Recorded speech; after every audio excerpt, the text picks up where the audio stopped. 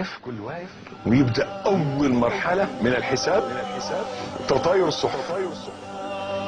قلنا فتحت السماء فكانت أبوابا، الملك على أرجائها، نزلت الصحف. بص كده للسماء تلاقي مليانة صحف. ما معيش ورق كتير نبحتره كده، صحف.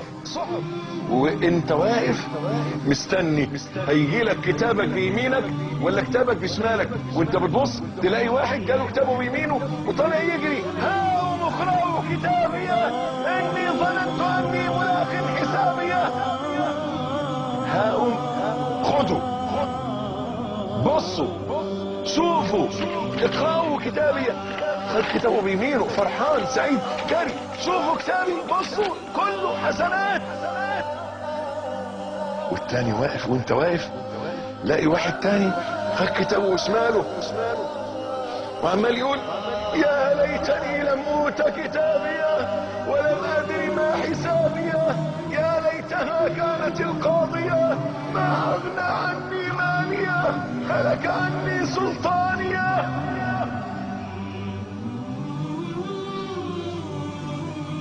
بلغتنا يقول لما خد كتاب وشمال بص فيه لقى فيه كذبة، ترك صلاة، وزانية، وسرقة، وخيانة، يا ريتني ما شفتك ولا عرفك، يا ريتني ما كنت بعثت مرة تانية. فين الفلوس؟ ما اغنى عني مالي. فين السلطان؟ فين المعارف؟ فين الاتباع؟ فين الحرس؟ فين الحماية؟ فين السلطة؟ فين؟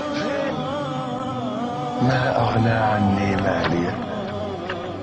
ما نفعتنيش الفلوس، هلك عني سلطاني، ضاع السلطان.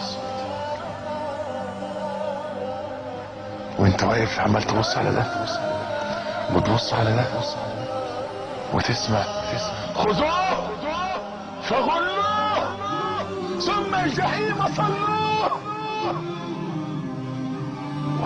سيدنا عبد الله بن عباس رضي الله عنهما يقول اذا قال الله خذوه تتخطفه ايدي 50,000 ملك. 50,000 ملك ياخدوه. وهو الانسان ضعيف، ملكين يكتفوه. 50,000 ملك يكتفوه في سلسلة ذرعها 70 ذراعا. 70 ذراع يعني حوالي 50 متر. الرسول صلى الله عليه وسلم صح عنه في الحديث يقول ان السلسلة دي لو سقطت حلقة من هذه السلسلة على الارض فاجتمع الثقلين ما اقلوها. السلسلة حلقات بعضها في بعض. السلسلة الحلقات دي لو حلقة واحدة وقعت في الارض والانس والجن يرفعوها ما يقدروش يرفعوها. ولا انتنت ولا افسدت على اهل الارض معايشها من نتن ريحها. 50,000 ملك.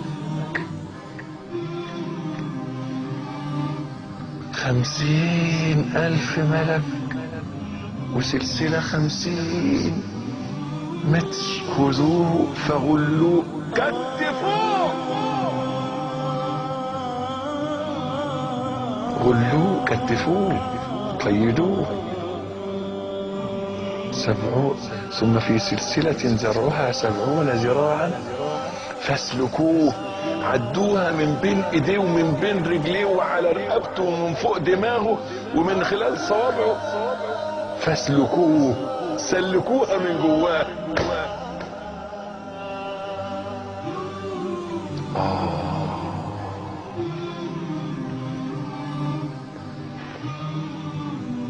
واللي واقف خايف ومرعوب.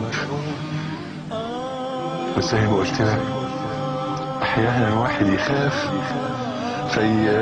يرفع ايده اليمين كده، ما هو يفكر انها هو عاشها في الدنيا اونطه، عايز ياكلها في الاخره بالاونطه برضه، يقوم يرفع ايده كده ويحط ايده الشمال ورا ظهره، يخبي ايده الشمال ورا ظهره ويرفع ايده اليمين.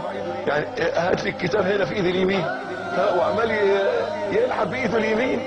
بتلعب على مين يا مسكين؟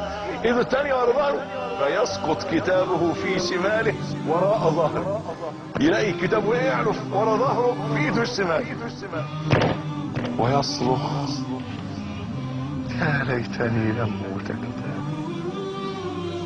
ولم ادر ما حسابي. يا